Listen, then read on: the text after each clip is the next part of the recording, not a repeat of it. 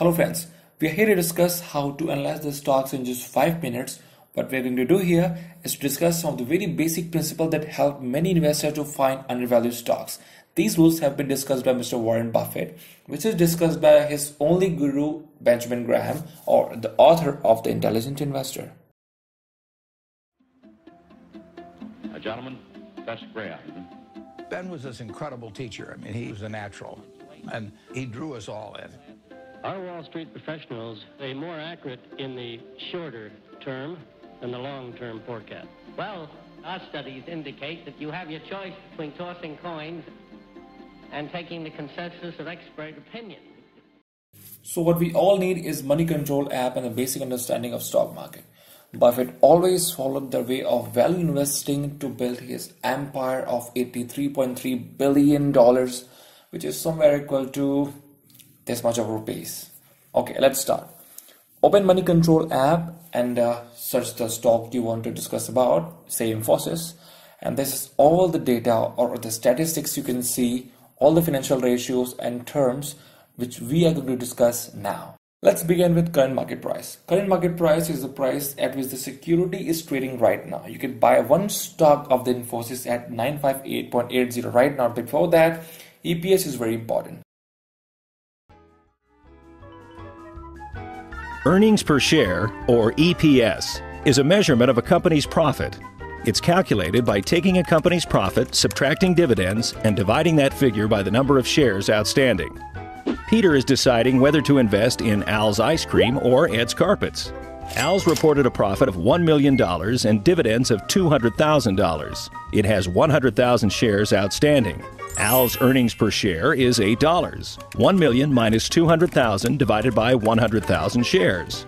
Ed's reported a $2 million profit and paid 200,000 in dividends.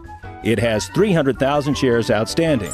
Ed's EPS is $6. Al's has a higher EPS even though Ed's reported twice the profits. Unfortunately for Peter, knowing which company has better earnings per share is not enough to make an informed investment decision. Peter can use EPS to calculate ratios that will help him compare the two companies to each other and to other companies in their industry. So for a stock, EPS should be as high as possible. Now, PE ratio. PE ratio tells you the expected annual return from a particular stock. The lesser the PE, the higher the profit you may expect. Now, book value. Book value tells an investor how much a company is worth if it ceased operating today, sold all of its assets, and paid off all its debts. It is calculated by taking all tangible assets and subtracting liabilities. Steve is the Pies R Us CEO. His company owns baking factories, pie pans, orchards, and everything else needed to make pies, along with $100,000 in cash and $50,000 in shares of other companies. Altogether, Pies R Us has tangible assets of $300,000. These include not only the factory, but the delivery trucks and anything that can be sold, even Steve's desk. Pies R Us has liabilities in the form of business loans worth $100,000.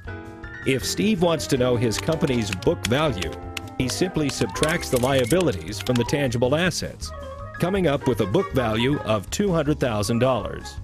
Book value is similar to the equity calculation on a balance sheet, but it ignores anything that can't be sold. Book value is a component in many ratios that investors use to evaluate. So for a particular stock, book value should be as high as possible. Now, price to book ratio. This ratio actually tells you the safety percentage of your investment.